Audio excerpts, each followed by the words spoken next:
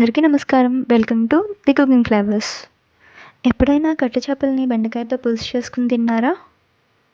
మరి మా అమ్మగారు చేసే ఈ టేస్టీ రెసిపీని నాతో పాటు మీరు కూడా చూసేయండి. కట్ట చేపలు తీసుకొని నీట్‌గా సాల్ట్ వాటర్‌తో బాగా వాష్ చేసుకొని, కట్ చేసుకొని పక్కన పెట్టుకోండి.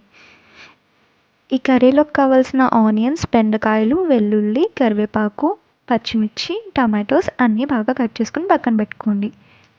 మెంతులు, ఆవాలు, ఇలాచి, ధనియాలు, జీలకర్ర ఇవన్నీ లో ఫ్లేమ్‌లో వేయించుకొని వన్స్ ఇవి కూల్ అయ్యాక మిక్సీ పట్టుకొని పక్కన పెట్టుకోండి. మనం చేసే ఈ కట్టె చేపల పులుసులో ఈ మసాలానే మెయిన్ ఇంగ్రీడియంట్ అంట. వన్స్ ఇది పౌడర్ అయ్యాక బౌల్లోకి షిఫ్ట్ చేసేసుకొని పక్కన పెట్టేసుకోండి. తర్వాత మిక్సీ జార్ తీసుకొని వెల్లుల్లిపాయలు, ఆనియన్స్, టమాటోస్ వేసుకొని ప్యూరీలా చేసుకుని పక్కన పెట్టుకోండి. ఇది మనం చేసే కట్టి చేపల పులుసులో గ్రేవీ అనమాట. వన్స్ ఇంగ్రీడియంట్స్ అన్ని అరేంజ్ చేసుకున్నాక స్టవ్ ఆన్ చేసుకొని ప్యాన్ పెట్టుకొని ఆయిల్ యాడ్ చేసుకోండి. చేపల పులుసుకి ఆయిల్ ఎక్కువే పడుతుందంటుంది. అండ్ ఈ చేపల పులుసు చేసుకోవడానికి మనం తీసుకునే ప్యాన్ థిక్ అండ్ స్పేషియస్గా ఉండాలంట. వన్స్ ఆయిల్ హీట్ అయ్యాక దానిలో మనం ముందుగా పౌడర్ తీసుకున్నాం కదా మసాలా, దాన్ని యాడ్ చేసుకుని అండ్ ఆ ప్యూరిన్ కూడా యాడ్ చేసుకుని పచ్చి వాసన పోయేంత వరకు బాగా ఫ్రై చేసుకోవాలి. వన్స్ ఇదంతా బాగా ఫ్రై అయ్యాక దీంట్లో తగినంత కారం, ఉప్పు, పసుపు యాడ్ చేసుకోవాలి.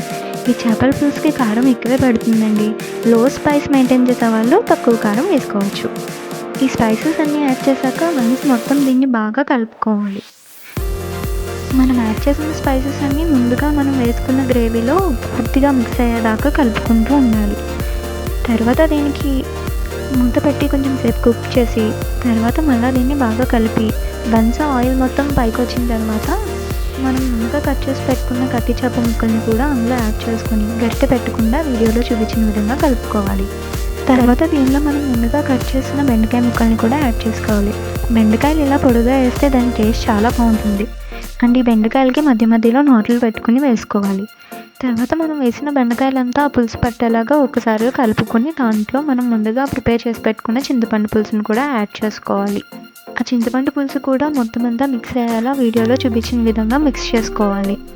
మూత పెట్టి ఒక 10 మినిట్స్ పాటు కుక్ చేసిన తర్వాత పచ్చిమిరపకాయలు కూడా యాడ్ చేసుకుని మూత పెట్టి మీడియం ఫ్లేమ్లో ఒక 10 మినిట్స్ పాటు కుక్ చేయాలి. తర్వాత ఈ పులుసులో కరివేపాకు అలాగే కొత్తిమీరను కూడా యాడ్ చేసుకొని మూత పెట్టి ఒక 20 మినిట్స్ పాటు లో ఫ్లేమ్లో కుక్ చేసుకున్న తర్వాత బెల్లం ముక్క టేస్ట్ కోసం యాడ్ చేసుకొని కొద్దిసేపు లో ఫ్లేమ్లో కుక్ చేసుకోవాలి.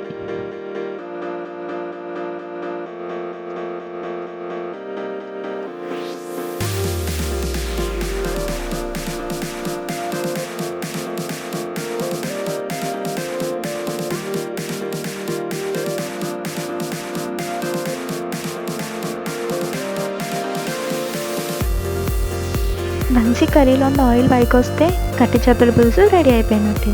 అండ్ దీన్ని వేడివేడి అన్నంలో సర్వ్ చేసుకుని తింటే దీని టేస్ట్ ఒక 4 రోజుల వరకు మర్చిపోరు అనుకోండి. మీరు కూడా దీన్ని ట్రై చేసి ఎలా ఉందో కామెంట్స్లో చెప్పండి. Thank you for watching. Please do like, share and subscribe to my channel. Thank you for watching and supporting me.